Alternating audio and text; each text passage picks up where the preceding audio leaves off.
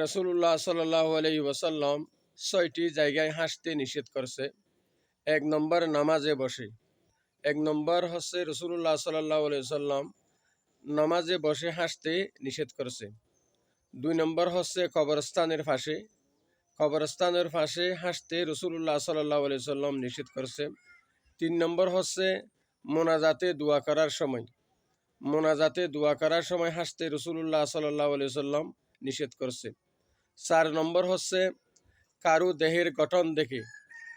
দেহের গঠন দেখে হাসতে রাসূলুল্লাহ সাল্লাল্লাহু আলাইহি ওয়াসাল্লাম নিষেধ করছে। ৫ম নম্বর হচ্ছে ইবাদত করা নিয়ে হাসা। কারো ইবাদত করা নিয়ে হাসতে রাসূলুল্লাহ সাল্লাল্লাহু আলাইহি ওয়াসাল্লাম নিষেধ করছে।